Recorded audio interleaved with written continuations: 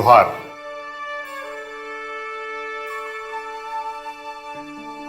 आप सभी को 74वें स्वाधीनता दिवस के पूर्व संध्या पर आगामी स्वतंत्रता दिवस की शुभकामनाएं और बधाई। आप जानते हैं कि देश को आजाद कराने में हजारों देशभक्तों ने कुर्बानियां दी। झारखंड के भूमिपुत्रों ने देश की आजादी के लिए लंबा संघर्ष किया। यहाँ के बाबा तिलका मांझी, सिदो कान्हू, बिरसा मुंडा, नीलांबर पीताम्बर, पोटो हो, विश्वनाथ सहदेव, फूलो झानो, पंडित गणपत राय, शेख भिखारी समेत हजारों वीरों ने अपनी कुर्बानी देकर इस देश को आजाद कराया।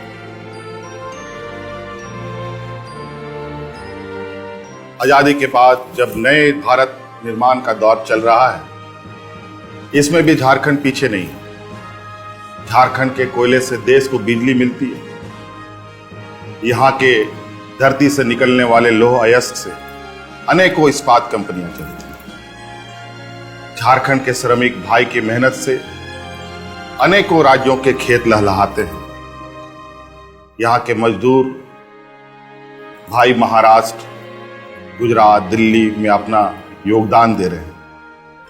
वह इसलिए है कि झारखंड के लोग भेदभाव नहीं करते। आदिवासी बहुल झारखंड की समृद्धि संस्कृति ही इसकी प्रमुख ताकत है। हम सभी सामूहिकता में विश्वास रखते हैं। प्राकृतिक सौंदर्य, यहाँ के हरे भरे जंगल, यहाँ के नृत्य संगीत झारखंड को ताकतवर बनाता है। समय के साथ बदलाव जरूरी है, इसलिए हमने झारखंड सरकार के राजकीय चिन्ह में कुछ परिवर्तन करने का निर्णय लिया है। आज वही नया राजकीय चिन्ह आप सभी को समर्पित कर रहा हूं।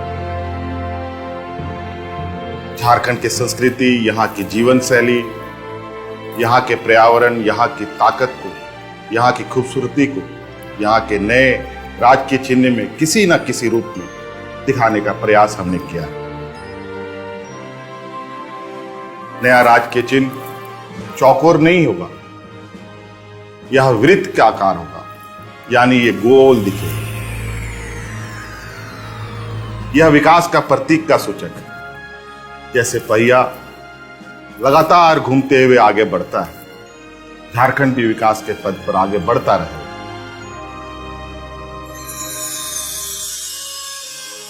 इस नए राजकीय चिन्ह में हरे रंग को प्रमुखता दी गई है।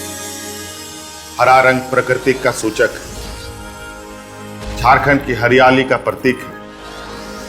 झारखंड वनों का प्रदेश है, पेड़ पौधों से भरा है ये राज्य।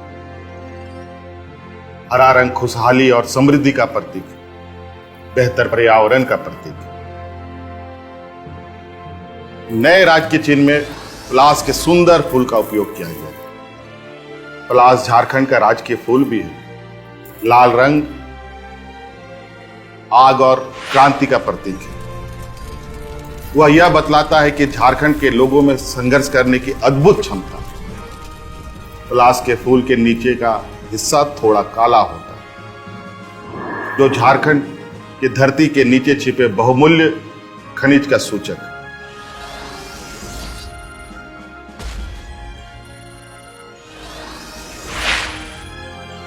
इस नए राजकीय चिन्ह में हाथियों को दिखाया गया है। हाथियों को हम शुभ भी मानते हैं, इन्हें शुभ भी माना गया है। यह ताकत की पहचान है।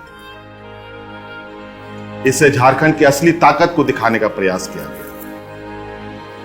यह झारखंड का राजकीय पशु भी है।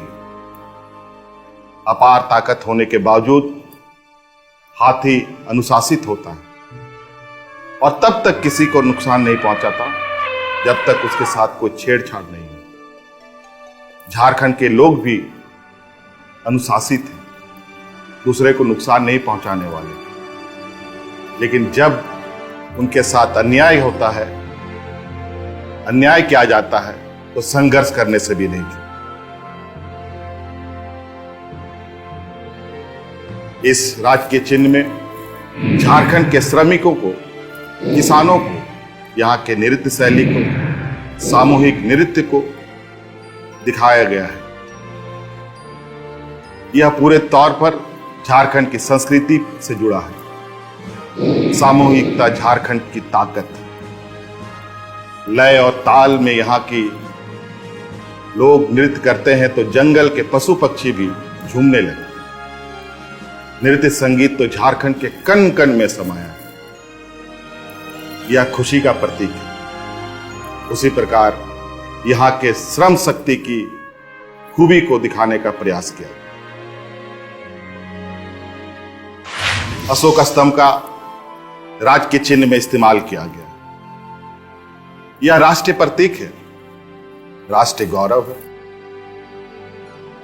यह बताता है कि देश के विकास में झारखंड हर समय कदम से कदम मिलाकर चलने वाला राज्य। यह प्रतीक चिन्ह हमारे संस्कृति को रेखांकित करता है, हमारी अस्मिता का द्योतक है, हमारी चेतना का प्रतीक है। राज्य के प्राकृतिक परिवेश एवं यहाँ के लोगों के जीवन दर्शन को अपने में समेटे हुए ये हमारी पहचान है।